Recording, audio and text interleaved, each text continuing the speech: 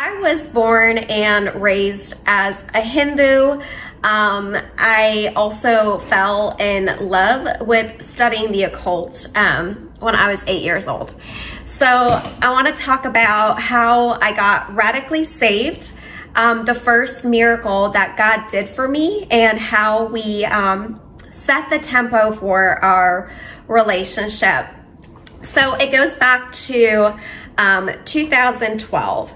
Now, at this time, I was waitlisted at 2 medical schools. I had been wanting to become a doctor since I was a little girl. I knew since I was about 4 years old, and I had a lot of exposure to hospitals just growing up. And I did grow up in India. I was born in the third world, and I truly had a heart for helping others. And I was doing all the altruistic things. I was getting my service hours. I had taken the MCAT and I did really well. I was like the president of every club in my college. I was student body senator. I was doing research, all the volunteer work. I had done all of the right things.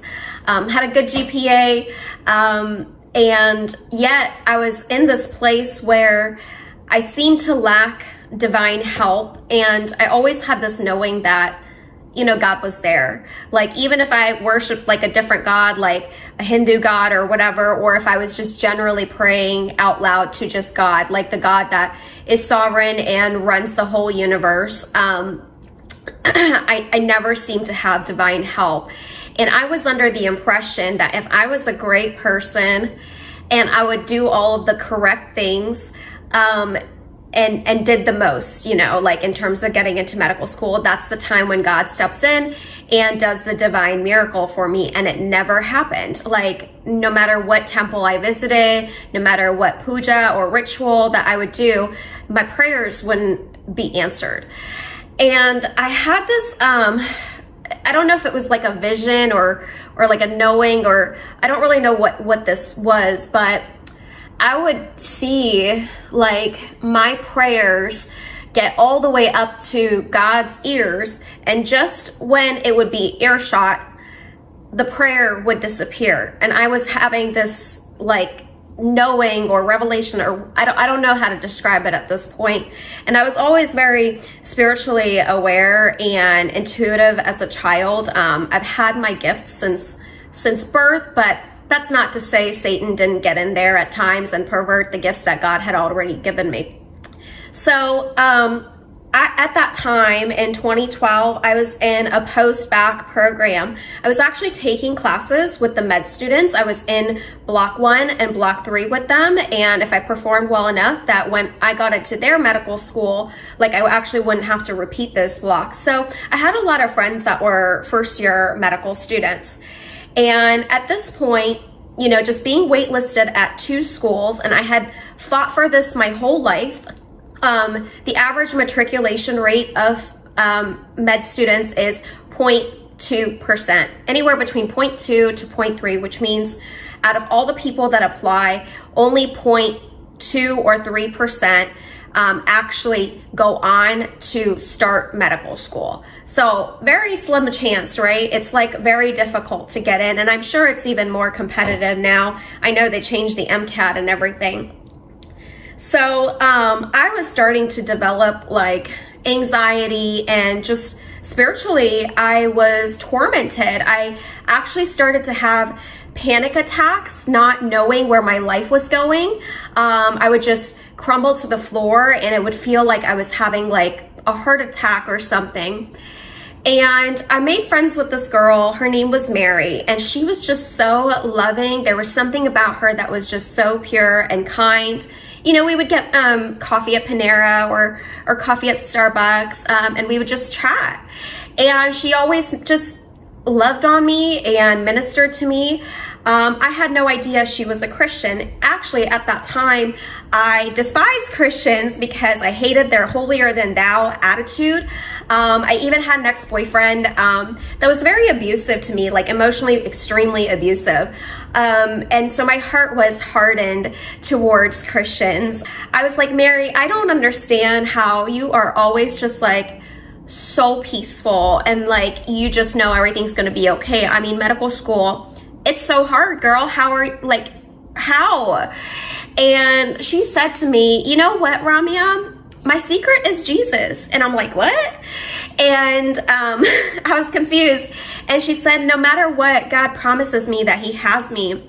And she told me the story of her experience about an exam that I think I got a C on it. She got like a mid-range B. And like, she was not studied up, and she was very stressed out, and she was having a lot of panic and anxiety about the grade that she got. And God told her, you got an 86, Mary. And when she went to go check her exam score, it was exactly 86. And I was like, what? That's crazy. Anyway, she's like, Ramya, I'm not going to sit here and just like preach to you. I'm just going to give you a little booklet. It's like maybe 20 pages, like read it on your own time and just learn about it. And I was like, you know what? None of these other gods have done anything for me. Like, I just want to know that I'm not alone. And she gave me this booklet. I think I still have it to this day. It's somewhere. And it's like 20 pages, and it says, Knowing Jesus Christ as Lord. It's this little blue booklet. And I read it, and I was like, okay, this is fine. Like, you know, I really don't have anything to lose. I had no conviction of sin. I was not concerned about heaven or hell, because at that time I believed in reincarnation. I didn't believe in Satan. I knew demons were real because that was taught in Hindu theology. And I knew that there were also multiple little gods running around, and that there was like a supreme God above all. Like, that was all I knew.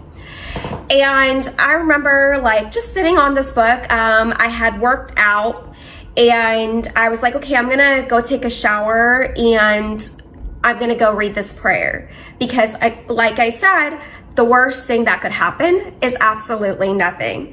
I had so badly desired like an encounter with the divine. I just didn't know how to express it at that time.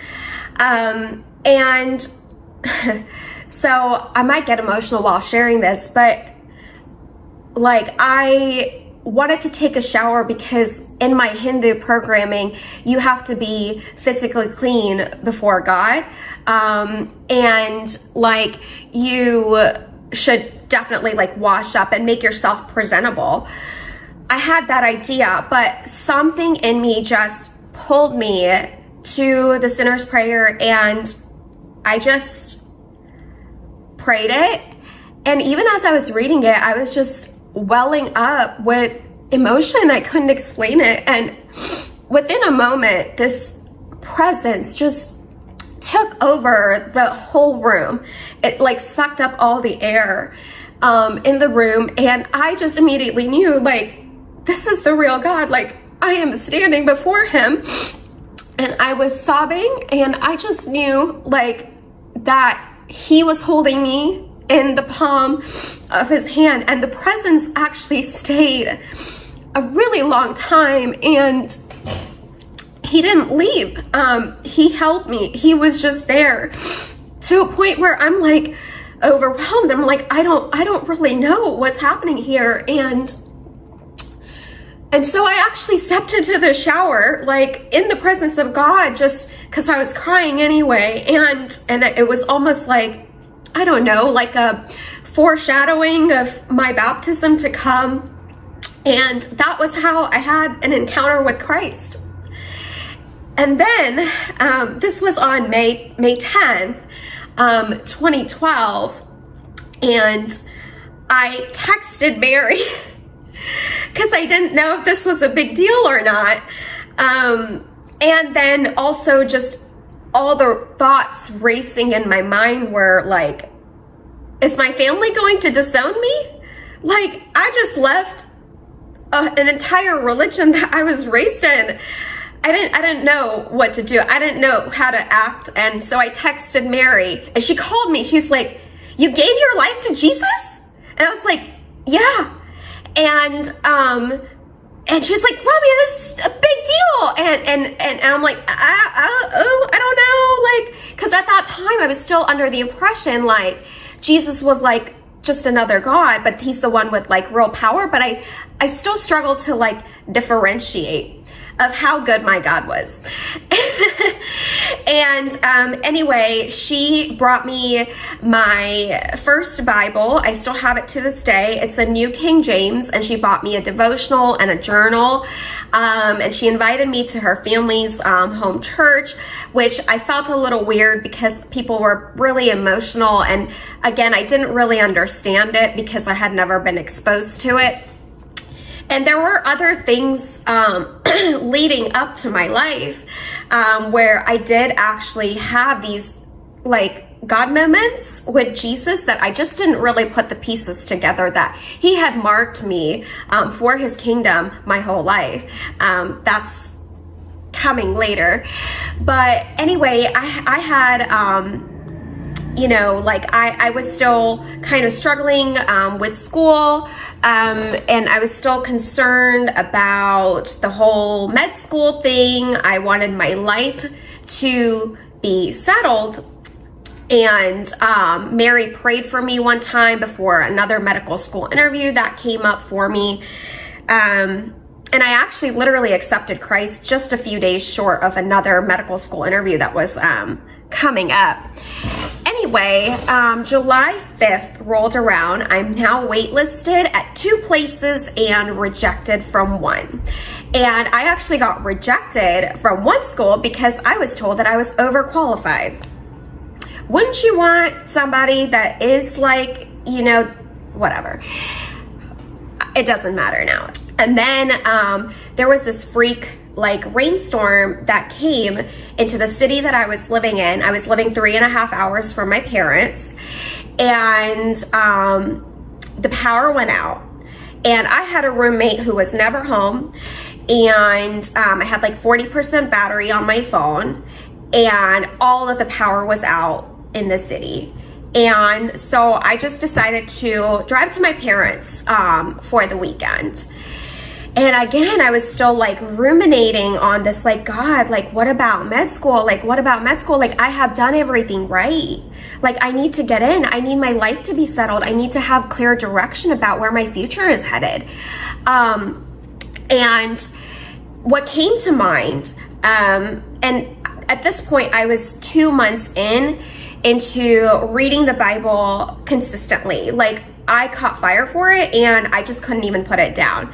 The New King James was hard for me to digest, so I was actually in my iPhone Bible app like every single day, and I was doing plans on like worry, anxiety, and all these things. And at that point, I mean, for some reason, I had the Lord's Prayer memorized my whole life.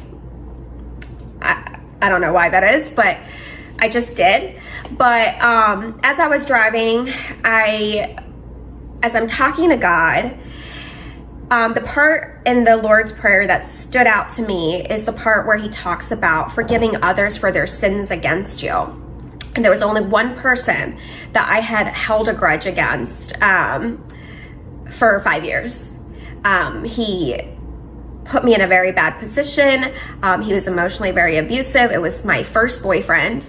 And then I was like, okay, God, like, I don't know how to contact him. Like, he's literally blocked on every platform. I don't have his number. And then as clear as day, 330, and I'm not going to finish the number on here because it was actually his entire phone number. So I called it, and it was him. And he was like, I thought I'd never hear from you again. And now this is a man who actually was on like a Christian scholarship too, on top of everything else. He was a very terrible example of who a Christian really is. And I forgave him. And then I get home to my parents, and I'm sitting on my twin size bed in the house that I grew up in. And I'm like, okay, God, I did the thing that you asked me to do. What about med school? And I heard a voice like thunder, and it came from the sky. And he said to me, July 16th, do not doubt. And I was like, did I just hear the voice of God? Like the God of the universe? He just talked to me? And I like ran into my mom's bedroom and I was like, Mom, I don't want you to have anxiety or worry about my life because I'm going to get into medical school and my life is going to be settled and everything's going to be okay. And she just stared at me blankly. And I headed back to my room and I just kind of relaxed the remaining weekend and headed back to the city that I was living in. So July 16th rolls around and I'm now cowering under my sheets because I don't know if this thing's gonna happen or not. And anyway, I heard this gentle, precious, mild voice, and I now know it was the voice of the Holy Spirit say to me, get out your laptop, pull up your Gmail and wait. And this was spoken to me, I believe around like 8:15 a.m. And I'm sitting there and I'm waiting and I'm waiting. 8:33 a.m. I get an email from a certain medical school that I was waitlisted at saying we had one student drop out of the course. Are you still interested in coming here? Now I'm Indian, like everybody in my community like pretty much goes to med school. You either get a phone call or you get a piece of mail letting you know of your acceptance. I have never heard of anybody being asked, are you still interested in coming here? And I was like, yes, I am. And the lady was like, okay, great. I'm actually putting together your paperwork now, but you have 10 days to move here, find a place to live. You start class July 26th. So within 10 days, my whole life changed. And then there's another story that's also part of my testimony, whether I finished medical school or how I was delivered out of certain ungodly things while I was going through med school, when I strayed. I'll cover all those in another time, but I really wanted to share this miracle with you because there's a lot of people walking around not believing in the audible voice of the Father speaking to you Old Testament style, coming through with prophetic accuracy and telling you timestamps and dates of when certain things are happening. I'm telling you, it happens. If it can happen for a 2-month-old Christian, it can happen to you. Like if he did it for me, he will do it for you. So that's all I wanted to share today. God bless y'all and have a great day.